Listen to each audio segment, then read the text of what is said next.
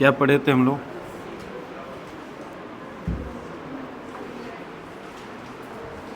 Fan on कर दो भाई।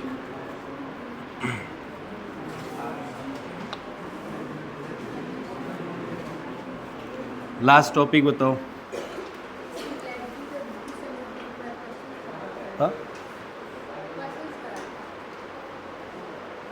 बाकी लोग नहीं पढ़ रहे थे। क्या पढ़े थे लास्ट टॉपिक? इधर से आवाज़ नहीं आ रही है।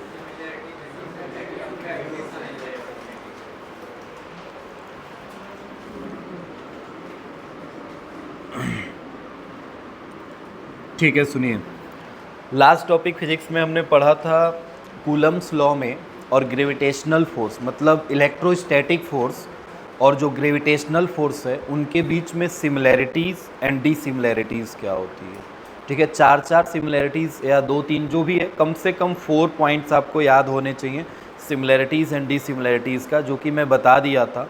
आज आगे चलेंगे और क्वेश्चन करेंगे, बट उससे पहले एक छोटा सा टॉपिक है जो क्वेश्चन में मतलब यूज़ होगा। मैंने आपको ही बताया था पहले स्टार्टिंग में कि कूलम्स लॉ पे बेस्ड जो क्वेश्चन आते हैं वो कई तरह से बनते हैं, वैरायटीज़ अलग अलग हैं, जिसमें से एक क्वेश्चन आपका सिंपल सा था बेसिक फार्मूले पे जो यूज़ होता है, जिसमें F = K(Q1Q2/R² पे आप बनाते हो ये फार्मूला। तो इस फार्मूले पे क्वेश्चन जो भी आएगा आप सिंपली कर लोगे। मैंने दिखाया था इसका एक क्वेश्चन वेक्टर फॉर्म में मैंने दिया था कि आपसे बोला था करके लेके आइएगा। ठीक है, आज हम बात करेंगे एक डिफरेंट टाइप्स के क्वेश्चन की, जो कि इसमें हम सॉल्व करेंगे कूलम्स लॉ से ही रिलेटेड होगा, बट उससे पहले हमें एक टॉपिक पढ़ना होगा। अब क्वेश्चन की वैरायटीज़ में मैंने आपसे बताया था कि एक तो फार्मूला बेस्ड क्वेश्चन है। जो फार्मूला बेस्ड क्वेश्चन है वो लगभग फार्मूले पे बेस्ड होगा।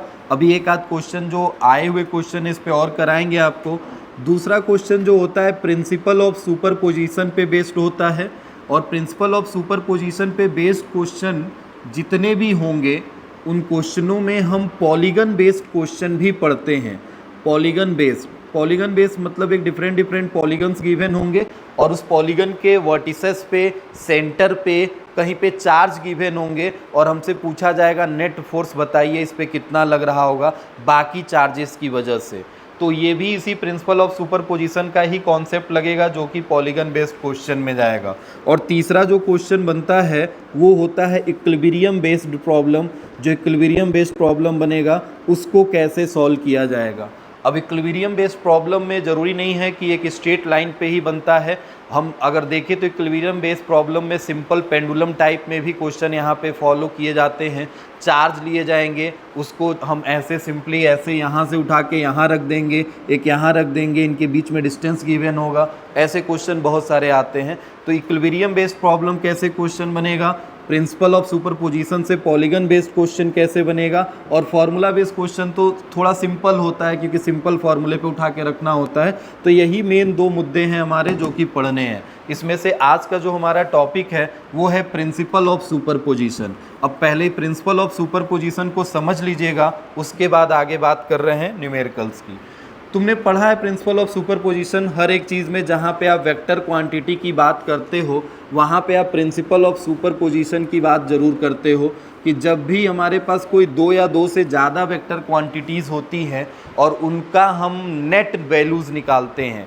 जैसे मान लो अगर हम यहाँ पे बात करें कि एक चार्ज है Q0, ठीक है, एक चार्ज Q0 है, और यहाँ पे पूरे स्पेस में, मतलब ये फ्री स्पेस लिया हूँ, इस पूरे फ्री स्पेस में बहुत सारे चार्ज इससे अलग अलग डिस्टेंस पे प्रेजेंट है। मतलब डिफरेंट डिस्टेंस पे डिफरेंट चार्ज यहाँ पे प्रेजेंट हैं। मैं कुछ चार्जेस का नाम लिख रहा हूँ। सपोज दैट ये चार्ज Q1 है और ये चार्ज Q2 है, एक Q3 है, ऐसे करके एक Q4 है। चलो एक को प्लस एक को माइनस ऐसे करके मैंने बना दिया। ठीक है, कुछ प्लस हैं कुछ माइनस में हैं। अगर हम पूछें आपसे कि बताइए इस Q0 पे नेट फोर्स कितना लगेगा, तो क्या आपको एक एक चार्ज से इसका डिस्टेंस पहले पता होना ज़रूरी है। मतलब हम यहाँ से डिस्टेंस पहले लिख लेते हैं। ये 1 चार्ज है तो इसके लिए डिस्टेंस क्या R1 हो जाएगा। ये डिस्टेंस अगर देखें तो यहाँ से इसका डिस्टेंस कितना हो जाएगा, R2 हो जाएगा। यहाँ से इसका डिस्टेंस कितना हो जाएगा, R3, और यहाँ से इसका डिस्टेंस कितना हो जाएगा, R4। क्या हमें सारे डिस्टेंस पता चल गए हैं।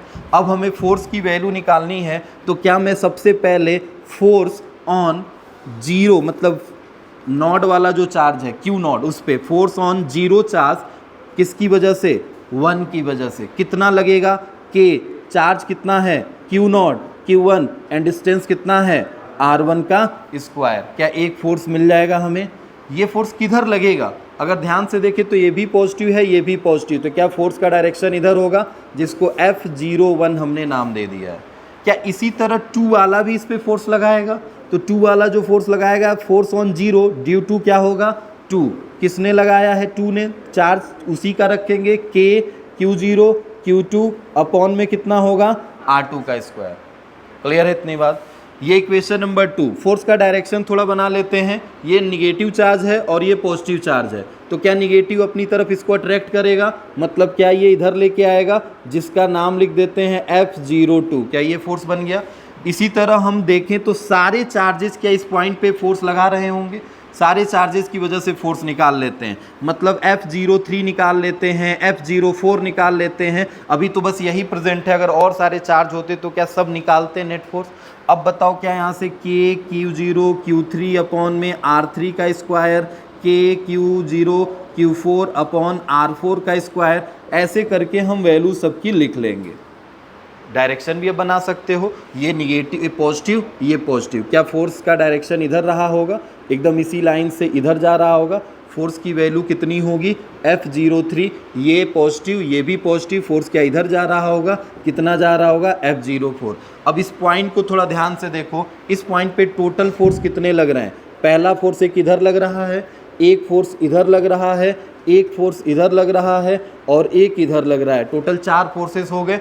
तो क्या इन सारे फोर्सेस को तुम जब जोड़ोगे तब ना इस पॉइंट पे नेट फोर्स तुम्हें पता चलेगा, मतलब क्या तुम्हें इन सारी वैल्यूज़ को उठा के जोड़ना पड़ेगा, तब जाके तुम्हें नेट फोर्स पता चलेगा, मतलब इस पॉइंट या इस चार्ज पे लगने वाले नेट फोर्स की वैल्यू क्या है। इसके लिए हमें सिंपली इन सारे फोर्सेस को जोड़ना पड़ेगा, मतलब हमें करना पड़ेगा F net is equal to F01 plus F02 plus F03 plus F04, यही 4 फोर्सेस थे।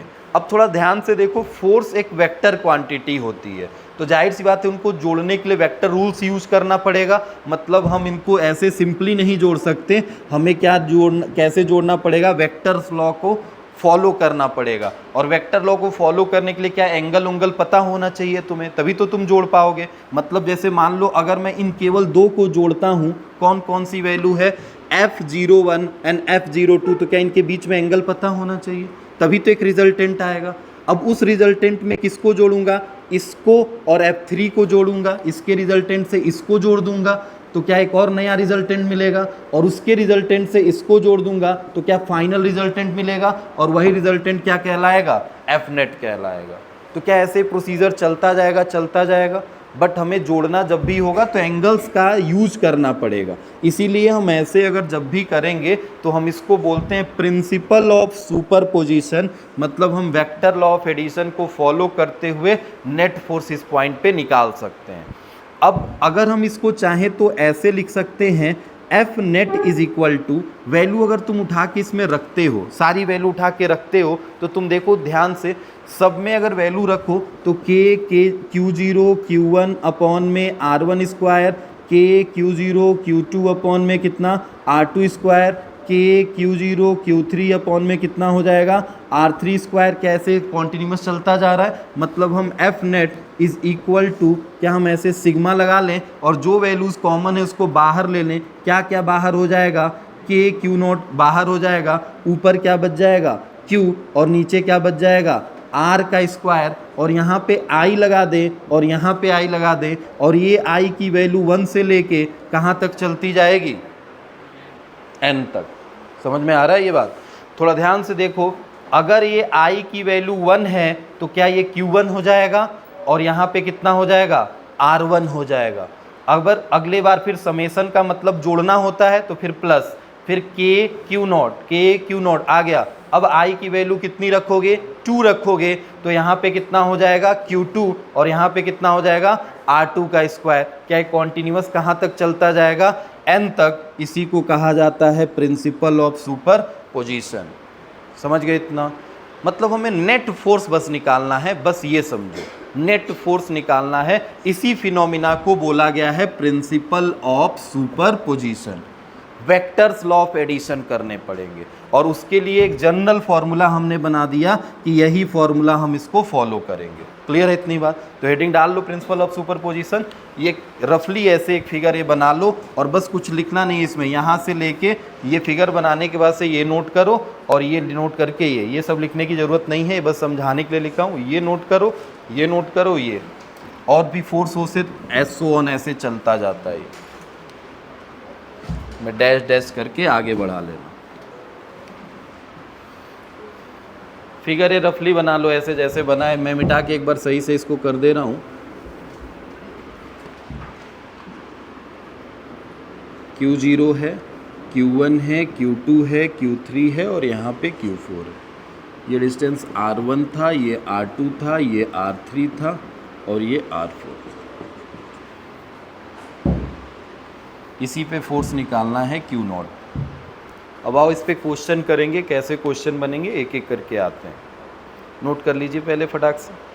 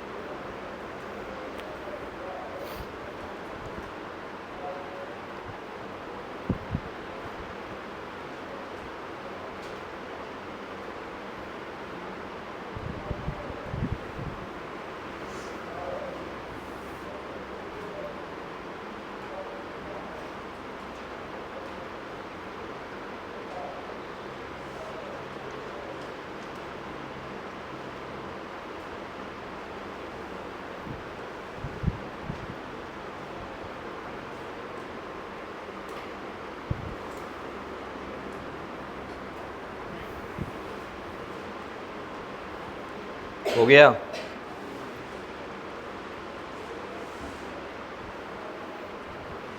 क्वेश्चन लिख रहा हूं, ये क्वेश्चन दे रहा हूं, यहां पे नोट करिएगा।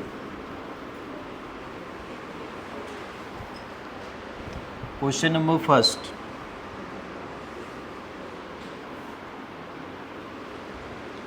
Charge 1 microcoulomb placed at a origin and 4 microcoulomb of a charge placed at a x-axis of a x-axis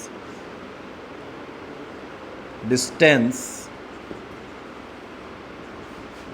x is equal to 1 meter, x is equal to 2 meter, x is equal to 4 meter and x is equal to 8 meter as so on infinitely या infinite, then find net force due to all charges on 1 microcoulomb। पहले note हो गया है तो question समझा रहा हूँ, एक बार समझ लेना। वैसे तो बस मुझे फिगर बना देना चाहिए तो बट मैंने लिख दिया है, ठीक है। अगर आपके लैंग्वेज आपको समझना पड़ेगा। बोला है कि चार्ज है 1 माइक्रोकूलम का, जो कि कहाँ पे रखा गया है? ओरिजिन पे रखा गया है, सेंटर पे रखा गया है, ठीक।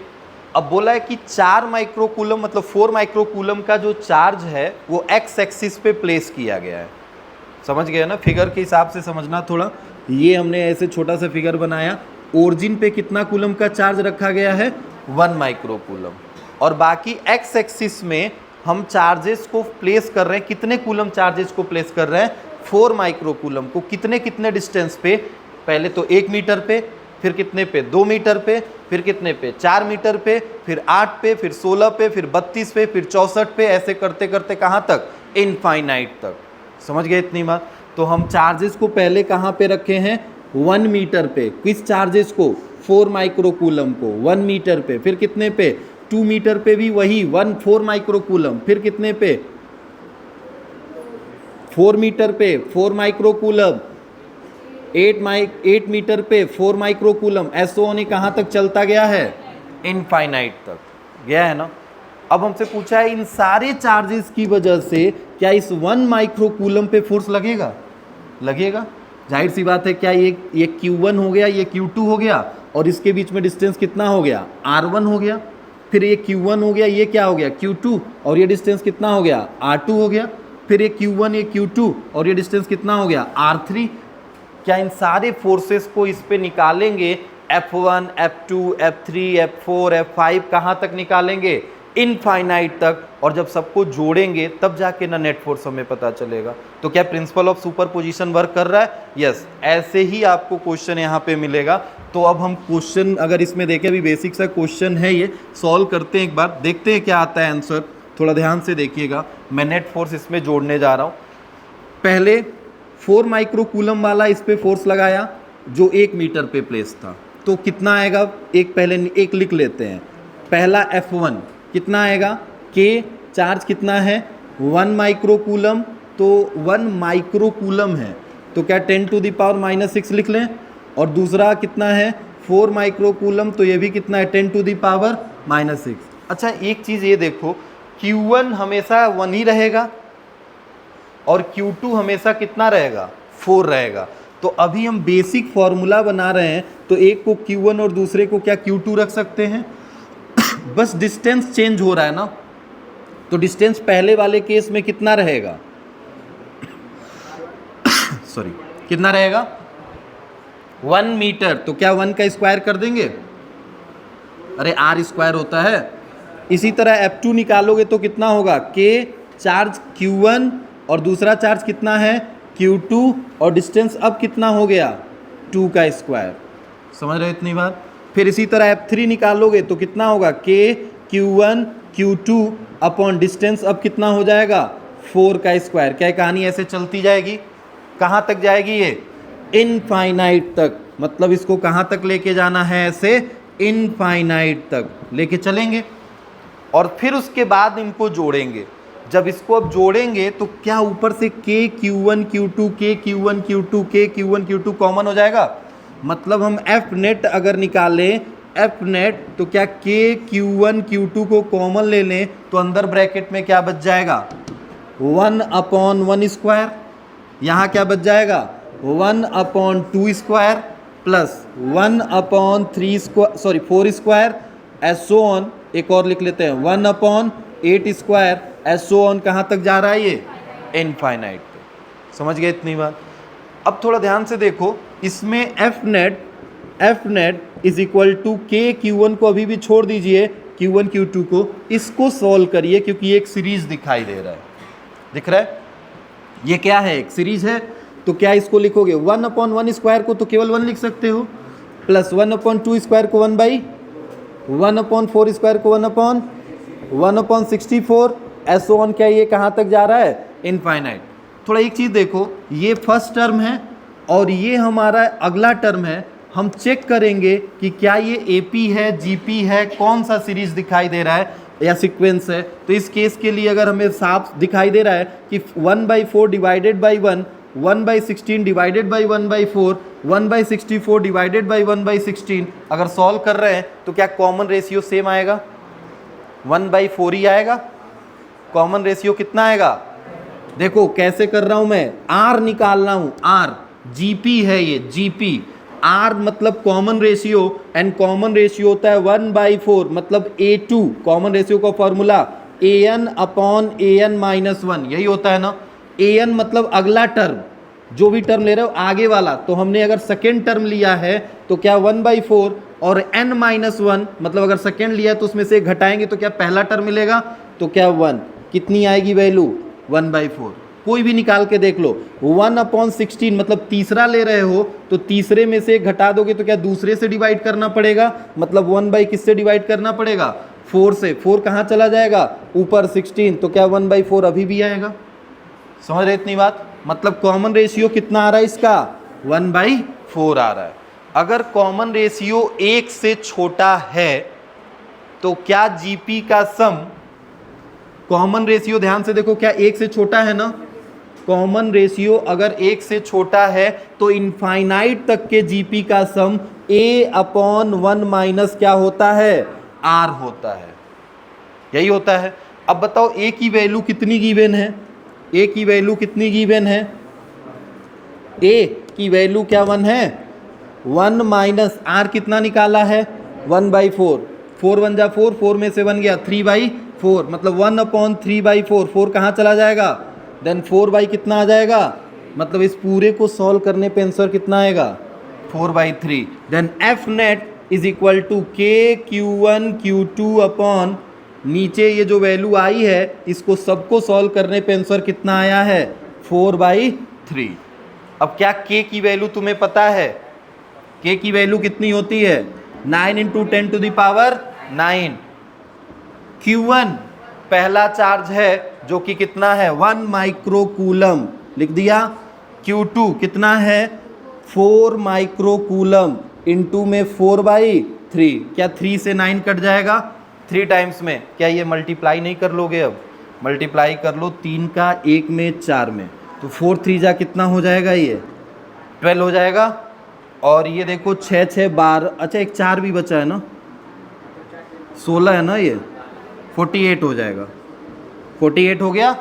और ये देखो 6 12 हो गया, 12 में से 9 घट जाएगा ना, -3 बचेगा, कुछ छूट तो नहीं रहा है ना भाई, न्यूटन मिल गया। अब इसमें आप जीपी लगाए हो, ये मैं आपको यही बता रहा था कि क्लास 11 में जब आपने मैथमेटिकल टूल्स पढ़ा, डिफरेंट टाइप्स के आपने सीक्वेंस एंड सीरीज आपने पढ़े थे, बस इसीलिए पढ़े थे कि आपको यहाँ पे यूज़ करना था कि अगर हमें चार्जेस जैसे प्रेजेंट हैं यहाँ पे, अभी कुछ मैं अभी डिफ़र कर देता हूँ, उस केस में आंसर कितना होने वाला है देखिएगा। पहले इसको नोट कर लीजिए, आगे चलते हैं नेक्स्ट क्वेश्चन पे। ये क्वेश्चन तो नोट कर लिया था, मिटा दें, अगला क्वेश्चन मैं दे रहा हूँ।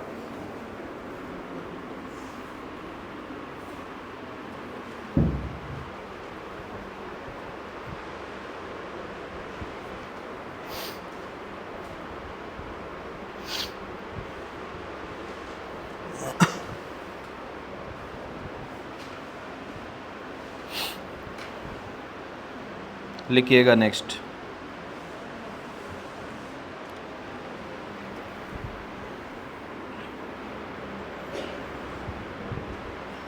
वन कूलम का चार्ज है, 1 कूलम का चार्ज है, 8 कूलम का है, 27 कूलम का है,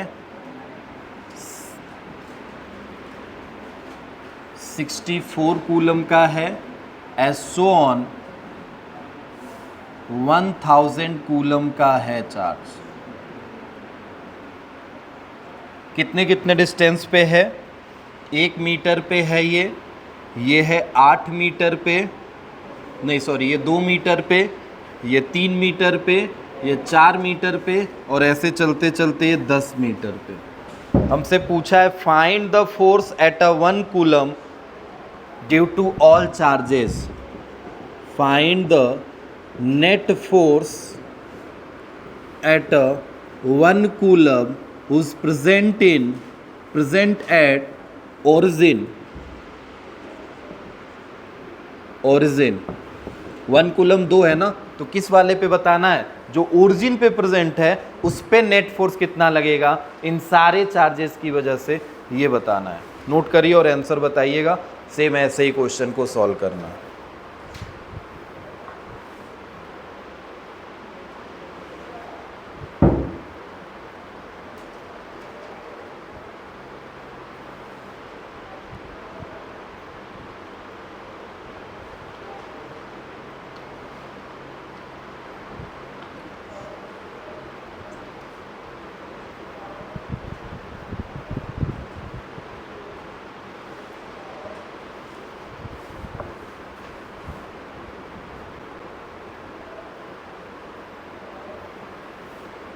जल्दी करो।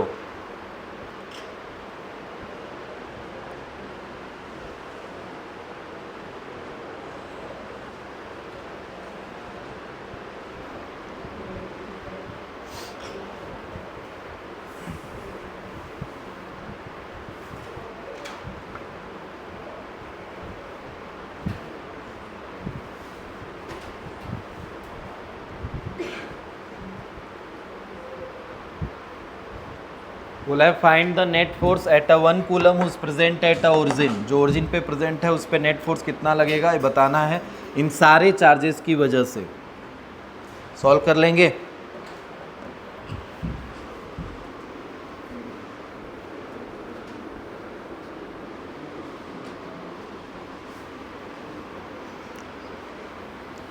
बताइए सॉल्व हो जाएगा। थोड़ा ध्यान से अगर देखोगे तो तुम्हें पता चलेगा कि ये 1 कूलम वाला इस पे फोर्स लगाएगा, कितना लगाएगा।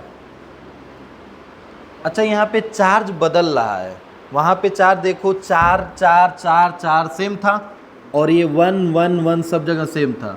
तो क्या मैंने एक को Q1 मान लिया और एक को क्या मान लिया था Q2, हर केस में वही चल रहा था। मगर यहाँ पे Q1 और Q2 बदल रहे हैं, एक फिक्स रहेगा कि 1 ही रहेगा, मगर दूसरा एक बार 1 कूलम हो रहा है फिर कितना हो रहा है 8, फिर कितना हो रहा है 27, फिर 64, क्या चेंज हो रहा है ना। तो पहले एक की वैल्यू निकालो, देखो F1 की वैल्यू निकालो, मतलब ये चार्ज इस पर कितना फोर्स लगाएगा, ध्यान से सुनिएगा।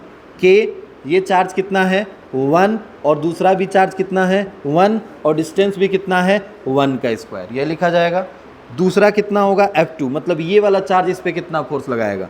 तो K चार्ज कितना है Q1 1, Q2 भी कितना है 1 है नहीं 8 है, अपॉन डिस्टेंस कितना हो गया 2 का स्क्वायर।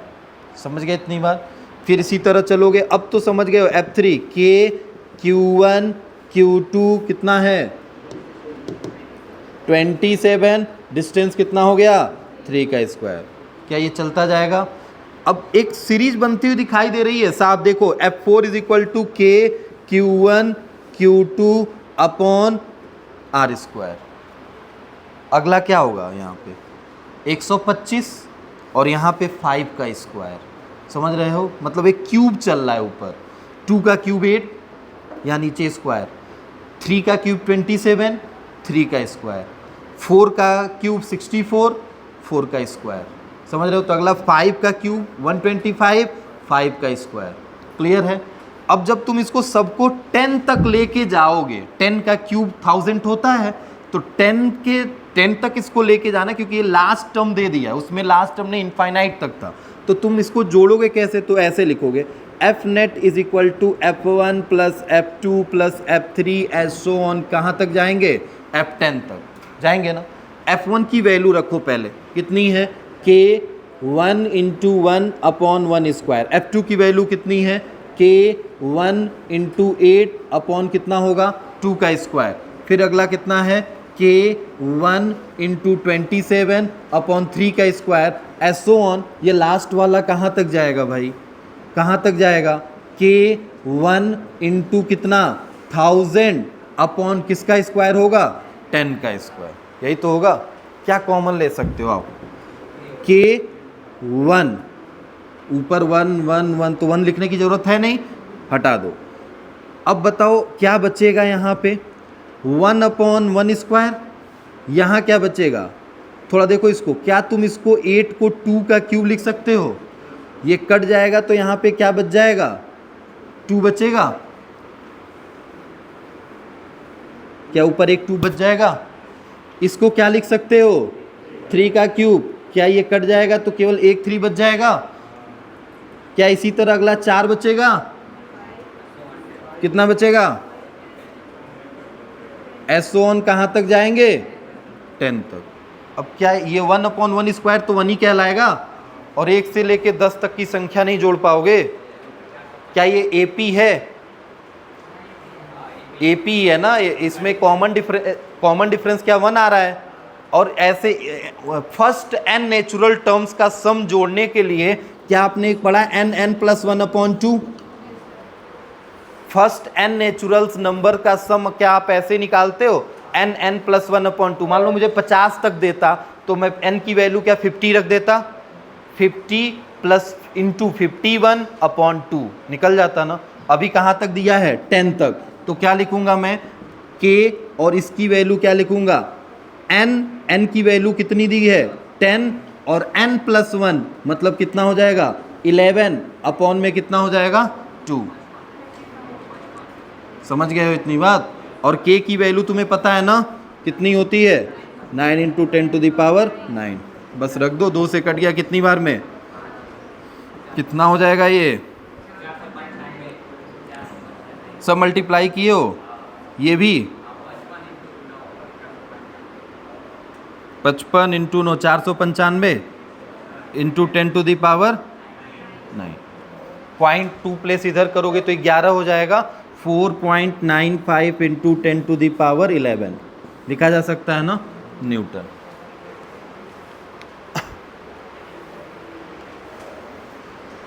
तो यही चीज़ है इसमें, सिंपल सी बात है, सीक्वेंस एंड सीरीज से रिलेटेड टर्म्स आ रहे हैं। आप देख रहे हो कि आपको सीरीज इसमें भी एक मिली जिसमें n तक के n नेचुरल अगर सम है, जैसे मान लो 1 2 3 4 ऐसे जोड़ रहे हो, फर्स्ट नेचुरल जो भी हमारी वैल्यूज़ हैं उनको जोड़ना है कहाँ तक, n तक, तो फॉर्मूला क्या बनता है, n+1 अपॉन में 2। अगर मान लो इसका स्क्वायर का सम करना होता तो क्या बनता, कितने लोग को याद है, बस क्लास में, जैसे सुनो क्या मैं बोल रहा हूँ, 1 2 3 4 5 6 ऐसे n तक जोड़ना है तो क्या बना फॉर्मूला, n+1/2। अगर इसका स्क्वायर करना होगा, स्क्वायर का सम तक जोड़ना होगा n तक, तब बताओ फॉर्मूला क्या बनेगा। यही चीज़ बता रहा था, याद रखना पड़ेगा। अगर आपको क्वेश्चन करने तो ये सब याद होने चाहिए, भले से मैथ्स के टर्म है, मगर ऐसा नहीं कि फिजिक्स में यूज नहीं हो रहा है, हो रहा है। बोलो भाई, तुमको याद था, क्या था, हाँ,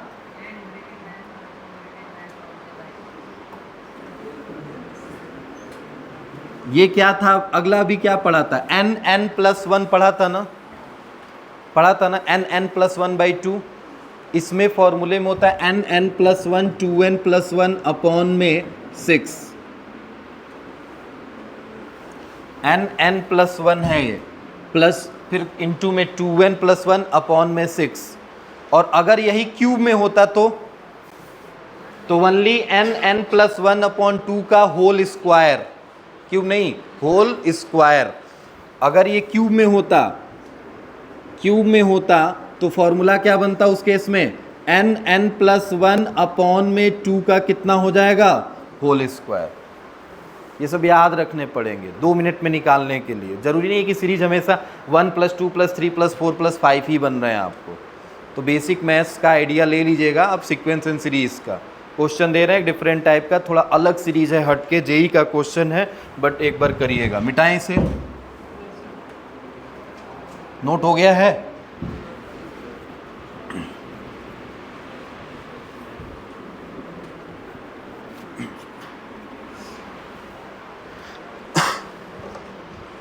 क्वेश्चन नोट करिएगा।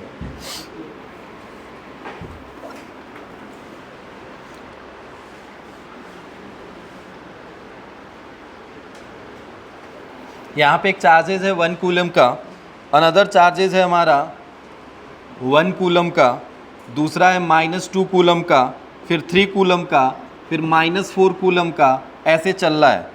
देख रहे हो कहाँ तक जा रहा है, इनफाइनाइट। समझ गए होगे। ओरिजिन पे 1 कूलम, फिर उसके बाद से 1 कूलम, -2 कूलम, 3 -4, फिर 5 -6, 7 -8, 1 प्लस 1 माइनस अल्टरनेट चल रहा है, 1 प्लस फिर 1 माइनस, 1 प्लस 1 माइनस 1। ओरिजिन वाले को अगर छोड़ दिया जाए, डिस्टेंस की बात करते हैं, ये 1 मीटर पे रखा है, ये 2 मीटर पे रखा है, ये 3 मीटर पे रखा है, ये 4 मीटर पे रखा है। हमसे पूछा है find the net force at a 1 coulomb who's place at a origin. क्या पूछा है, find net force at a 1 coulomb who's placed at a origin, जो ओरिजिन पे प्लेस्ड है।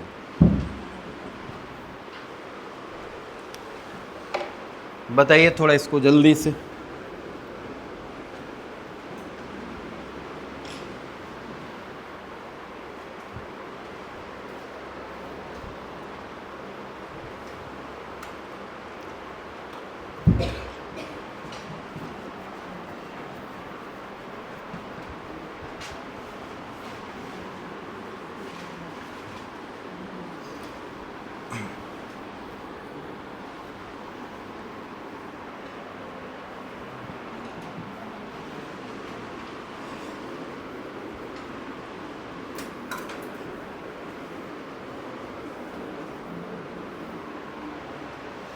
Find a net force at a 1 coulomb who's placed at a origin.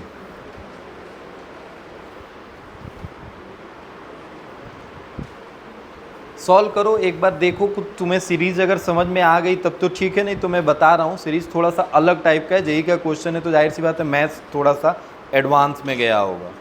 अब क्या series होगी अगर समझ में आ जा रहा है तब तो ठीक है, नहीं तो मैं बता रहा हूँ। पहले एक बार बना लो सीक्वेंस एंड सीरीज़ में, देखो कौन सा सीरीज़ फॉलो कर रहा है।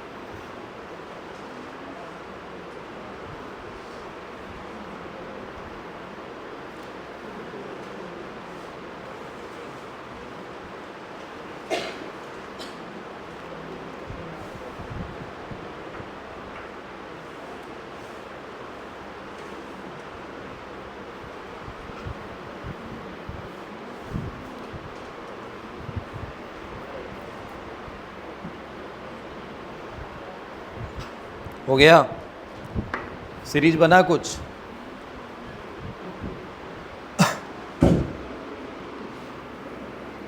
अच्छा एक इसमें देखो जो फॉर्मूला आप यूज कर रहे हो, मैंने बताया था चार्ज यूजिंग या charge put without sign, charge को बिना साइन के पुट करते हैं इस फॉर्मूले में। हम तो डायरेक्शन ऐसे बता लेते हैं, बट एक बार सोच के देखो, थोड़ा ध्यान से देखो, बस पहले अभी रफली समझ रहा हूँ मैं। 1 कूलम का चार्ज इस 1 कूलम पे फोर्स किधर लगाएगा? क्या धक्का देगा इसको? धक्का देगा तो क्या इधर होगा फोर्स? फोर्स की वैल्यू नाम लिख देता हूँ F1। थोड़ा ध्यान से देखो, ये -2 कूलम का चार्ज इस 1 कूलम पे क्या इधर ही फोर्स लगाएगा? नहीं, क्या अपोजिट डायरेक्शन में फोर्स लगाएगा? नाम क्या होगा इसका? F2। फिर ये 3 कूलम वाला क्या फिर इधर लगाएगा? नाम क्या होगा? F3। फिर 4 वाला -4 वाला फिर इधर लगाने लगेगा, तो कुछ फोर्स इधर लग रहे हैं और कुछ फोर्स इधर लग रहे हैं।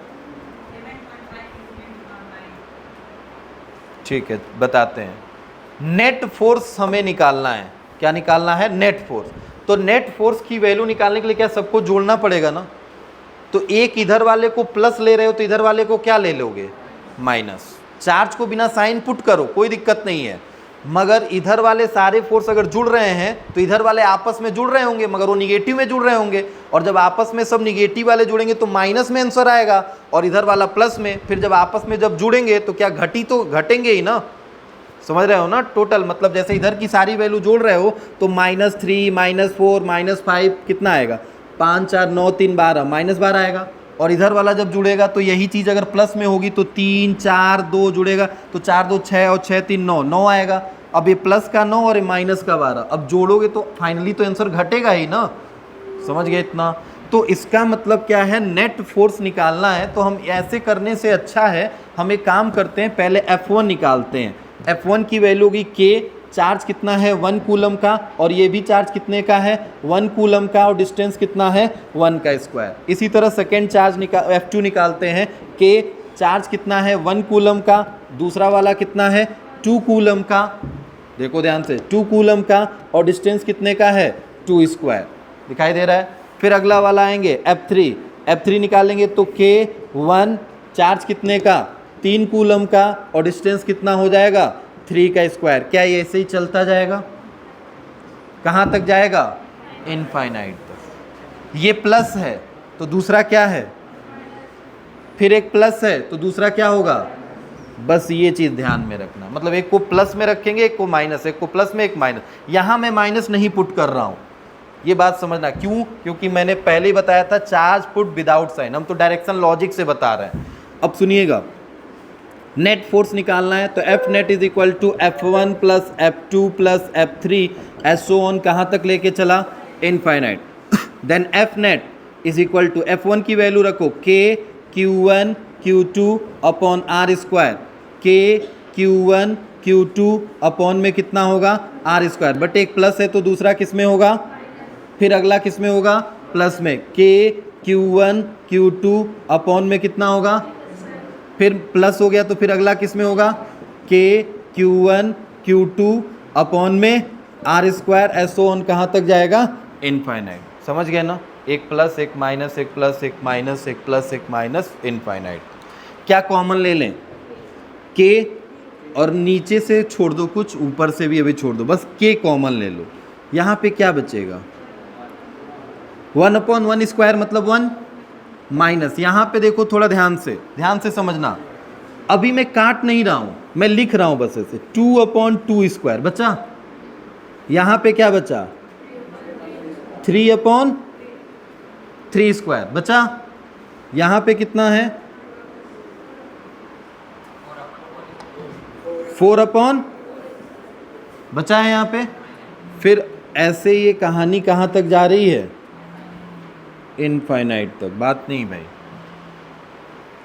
समझ गए इतनी बात। अब एक चीज़, इस क्वेश्चन में हमसे नेट फोर्स पूछा है, अब ये सीरीज़ हमें समझ में नहीं आ रही कि ये सीरीज़ किस चीज़ का है।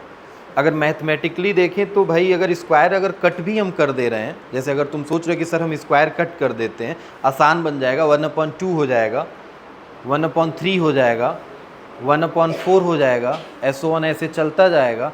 तो एक प्लस एक माइनस एक कैसी सीरीज़ बन रही है, थोड़ा सा एक बार अगर दिमाग में कुछ लगे, तुम्हें पढ़ा है ऐसा कहीं कुछ तो बताओ।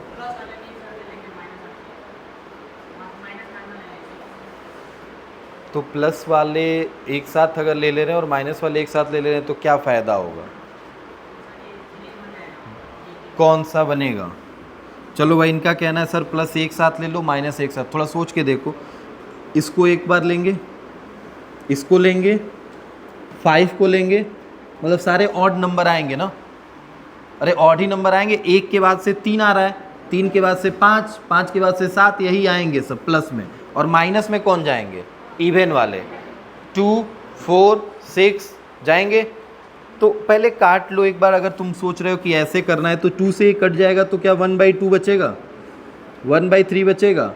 तो प्लस वाले में 1 प्लस 1/3 प्लस 1/5 प्लस 1/7 प्लस 1/9 कहाँ तक चल रहा है, इनफाइनाइट। थोड़ा देखोगे क्या ये कोई सीरीज बन रहा है, 1 प्लस 1/3 प्लस 1/5 1/7 कोई सीरीज बन रहा है तो बताओ। किसी का अगर कोई सीरीज बन रहा है यहाँ पे तो बताइए, बन रहा है कि नहीं बन रहा है। अगर माइनस में ले रहे हो तो, माइनस में ले रहे हो तो बन रहा है।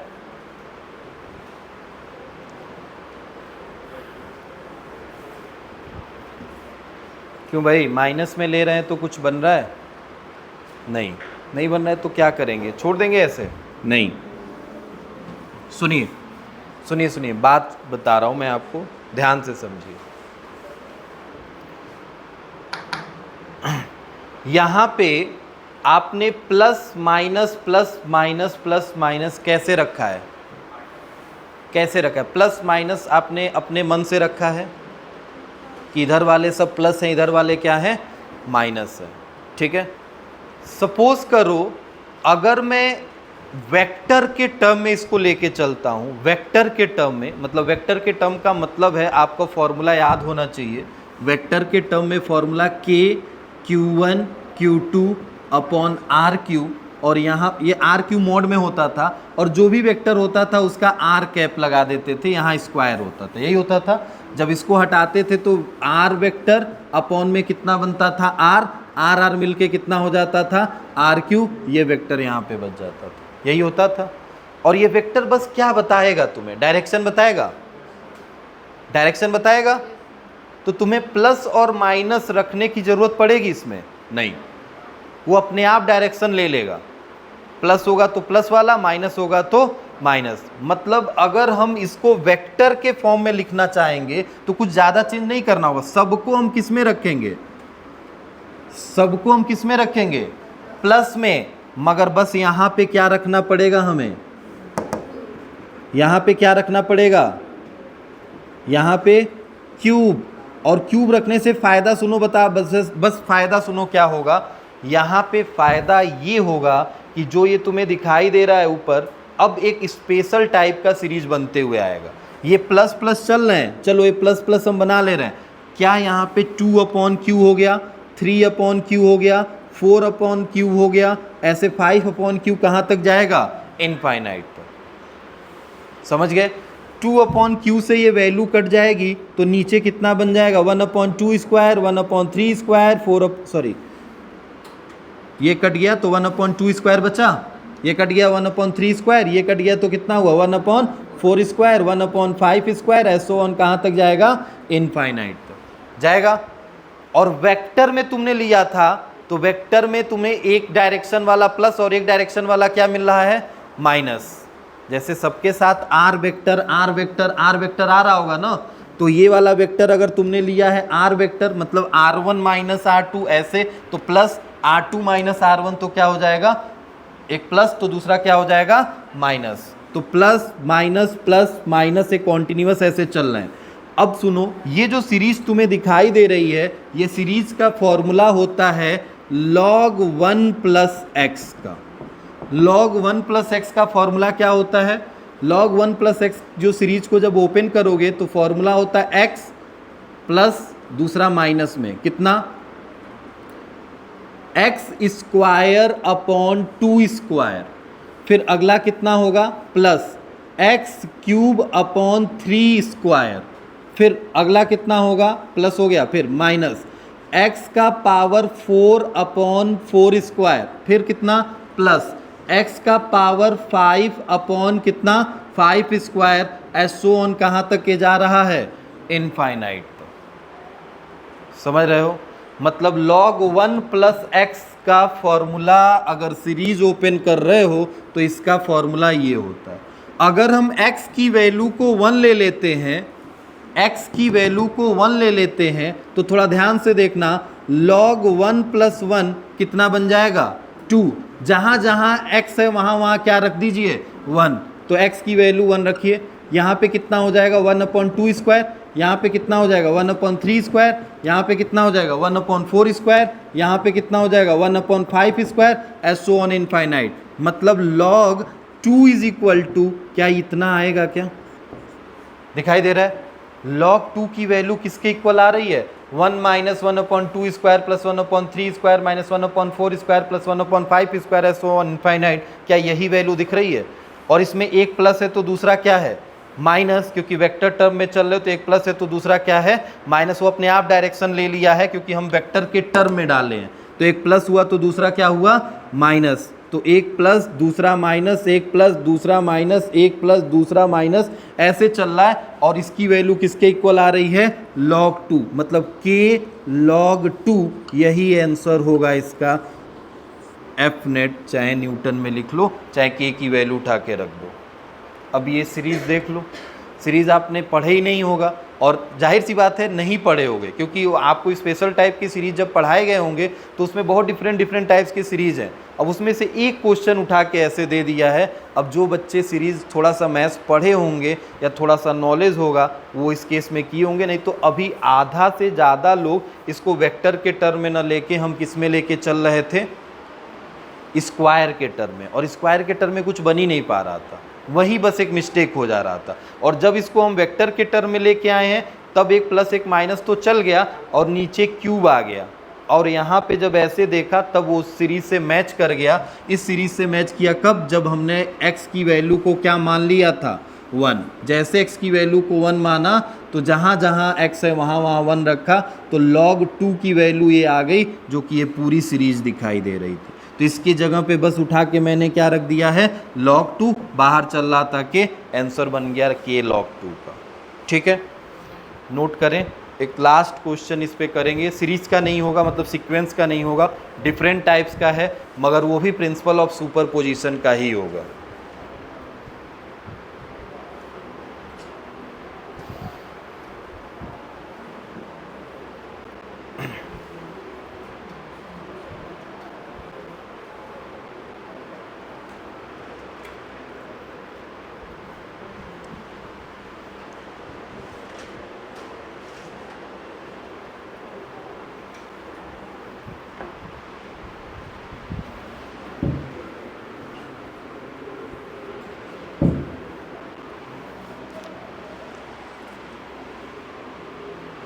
बात नहीं, अब ये पॉलीगन बेस्ड क्वेश्चन नहीं है, प्रिंसिपल ऑफ सुपरपोजिशन है। इसके बाद से अब हम प्रिंसिपल ऑफ सुपरपोजिशन में ही पॉलीगन पे आएंगे, ट्रायंगल लेंगे, स्क्वायर लेंगे, रेक्टेंगल लेंगे। अभी हम एक ऐसे सिंपल सर्कल बनाए हैं जो कि एक वॉच है, घड़ी है, ठीक है, और घड़ी में जैसे नंबर की मार्किंग होती है वैसे मैं मार्किंग कर रहा हूँ। यहाँ पे 12 होता है, 1 होता है, 2 है, 3 है, 4 है, 5 है और जस्ट सामने 6 है, इसके सामने 7 है, इसके सामने 8 है, यही गड़बड़ होगा, थोड़ा सा ऐसे बना लो। 12 के सामने 6 होगा, इसके सामने 3 होगा, 1 के सामने क्या होता है 7, 2 के सामने क्या होता है 8, 3 के सामने, 5 के सामने,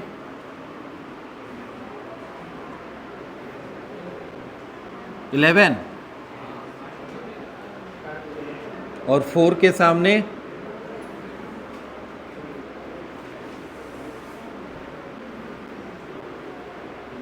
ये हो गया, बीच वाला मिटा दे रहा हूं।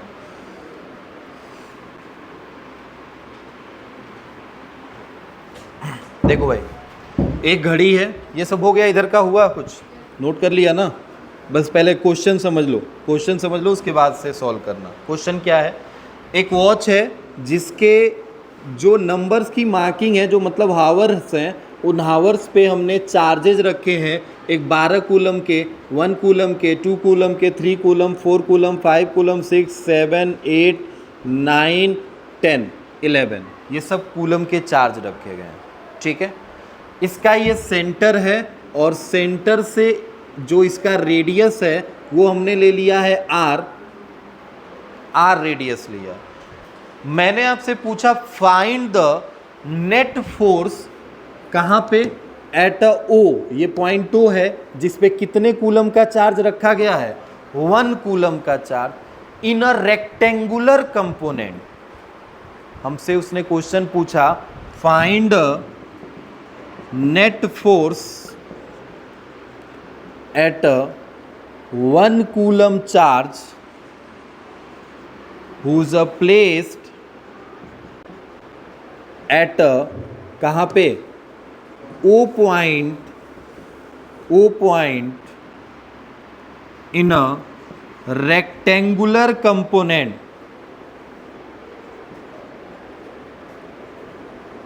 रेक्टेंगुलर कंपोनेंट में बताना है। रेक्टेंगुलर कंपोनेंट का मतलब समझ गए होगे क्या, I प्लस जे प्लस के, इस टर्म में आंसर चाहिए। रेक्टेंगुलर कंपोनेंट मतलब समझ रहे हो ना, किसी वेक्टर का 2 कंपोनेंट 3 कंपोनेंट ब्रेक होता है, एक्स एक्सिस में, वाई एक्सिस में, जेड एक्सिस में। तो यहाँ पे प्लेन में है तो 2 ही एक्सिस होगा, एक एक्स एक्सिस होगा और एक कौन सा होगा वाई। मतलब आई और जे के टर्म में हमें आंसर चाहिए।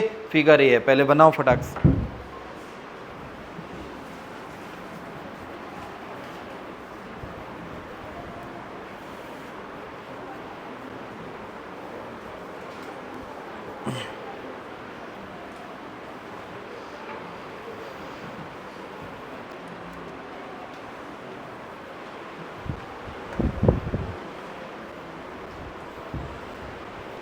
जल्दी,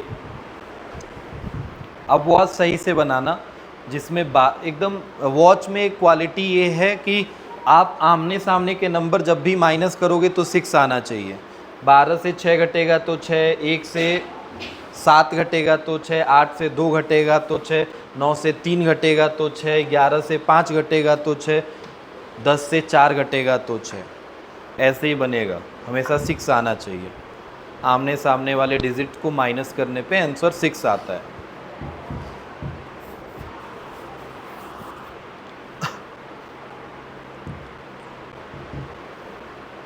ट्राई करिए थोड़ा।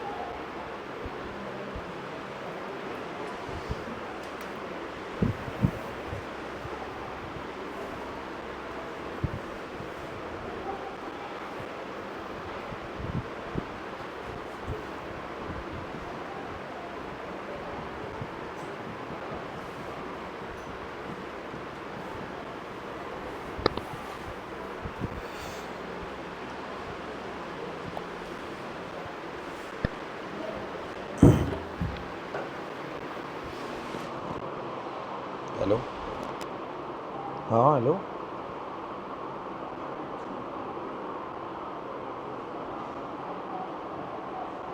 जी जी सर, बस 1 मिनट रुकिए, मैं अब बस 1 सेकंड आपको कॉल कर रहा हूँ, क्लास में हूँ, बस 1 सेकंड रुकिए। बताइए भाई, हो जाएगा? नहीं सुनिए, पहले तो मैंने आपसे यही बोला कि आमने सामने की जो डिजिट्स हैं वो जब माइनस करेंगे तो आंसर कितना आना चाहिए? 6 आना चाहिए। थोड़ा ध्यान से देखो, हमें ज़रूरी नहीं है कि हम सारे चार्जेस को लें, पहले तो हम नेट चार्ज एक जगह निकाल लें, क्योंकि एकदम एग्जैक्ट मिरर इमेज बन रहा है ना। मिरर इमेज का मतलब समझ रहे हो? जैसे अगर यहाँ से मैं इसको कट कर देता हूँ तो क्या मिरर इमेज दिखाई दे रहा है? तो जाहिर सी बात है, मैं यहाँ 9 ले लूँ या 3 लूँ, तो या 9 को उठा के यहाँ रख दूँ, तो क्या 9 में से 3 अगर माइनस हो गया तो 6 बचेगा। अब ये 6 इस पे लगाएगा, या तो 9 एक पे लगाए या 3 एक पे लगाए, और दोनों को जब सॉल्व करेंगे, क्योंकि एक फोर्स इधर लगेगा एक इधर लगेगा, और जब दोनों सॉल्व होगा तो आंसर वही आएगा जो 6 वाला लगाएगा। समझ रहे इतना? मतलब इधर के सारे चार्जेस को हटा देते हैं। तो हटाने के लिए मैंने ऐसे बनाया, बस एक फिगर समझना, ऐसे यहाँ पे जो 12 कूलम का बचा था चार्ज, इसमें 6 में से माइनस कर दिया तो कितना बच गया? ऊपर 6 कूलम का बच गया। यहाँ पे कितने का है? 1 में से क्या माइनस हुआ? 7, तो कितने कूलम का बच गया? 6।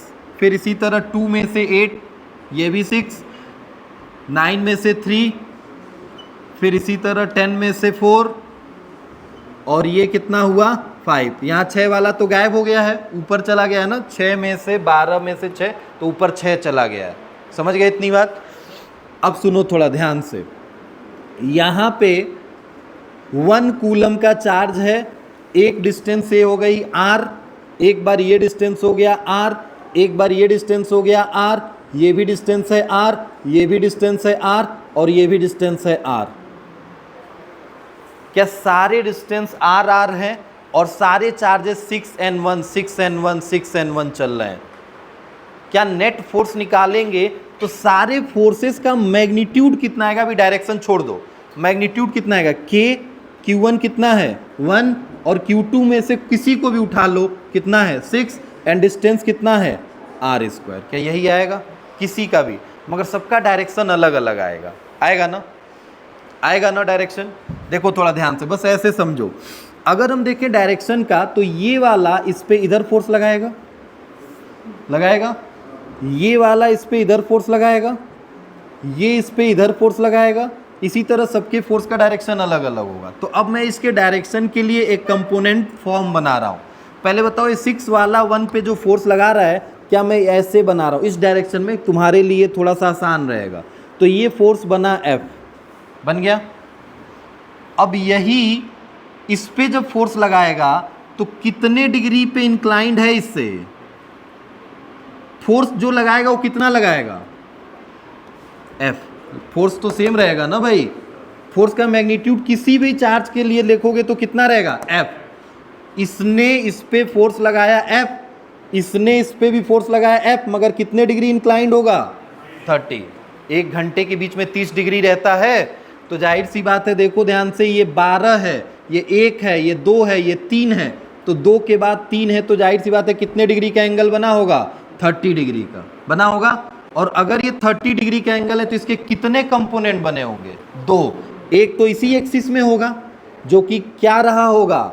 F cos 30, और ऊपर कितना रहा होगा? F sin 30। बस थोड़ा ध्यान से समझना है बात, बस हम रफली फिगर बना रहे हैं आपको बस समझाने के लिए, नहीं तो मैं डायरेक्ट सॉल्व करता। दूसरा सुनिएगा, अब ये वाला खत्म हो गया, ये वाला, अब बचा ये वाला है। ये इस वाले से कितने डिग्री ऊपर गया है? 60 डिग्री ऊपर गया है, तो इसको भी बनाओ यहीं पे। कितना फोर्स है ये? F। कितने डिग्री ऊपर गया है? 60 डिग्री। तो क्या इसके भी 2 कंपोनेंट होंगे? एक तो इसी एक्सिस पे चल रहा होगा, जो कि कितना रहा होगा? इसी में जोड़ दे रहे हैं, F cos 60, और ऊपर कितना गया होगा? F sin 60 गया होगा। कहाँ तक पहुँच गए हो? यहाँ तक। अब ये कितना है, क्या ये डायरेक्ट 90 डिग्री का एंगल बना रहा है? तो इसका तो कंपोनेंट कुछ होगा नहीं, नहीं ना होगा कोई कंपोनेंट, तो इसको डायरेक्ट क्या ऊपर की तरफ ही लगा दे? कितना लगा देते हैं?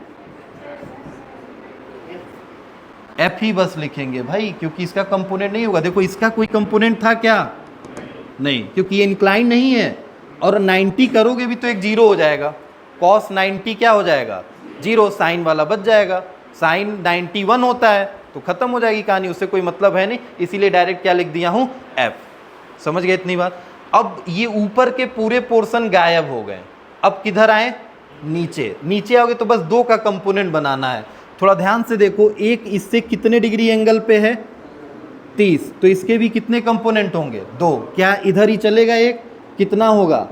एफ cos 30, और नीचे कितना होगा? F sine 30। इसी तरह ये वाला देखो, इसके भी एफ इधर कितना चल रहा होगा? एफ cos 60, और नीचे कितना आ रहा होगा? F sine 60। क्या एफ साइन 60 से एफ साइन 60, एफ साइन 30 से एफ साइन 30 खत्म हो जाएगा। अब नेट फोर्स निकालेंगे तो क्या केवल एक्स एक्सिस को सबको जोड़ देंगे, और वाई एक्सिस में कितना बचा है? एफ। इसके साथ सब लगा के क्या लगा देंगे? आई कैप, और इसके साथ क्या लगा देंगे? जे कैप। क्या रेक्टेंगुलर कंपोनेंट मिल गया? मतलब हम लिखेंगे कितना?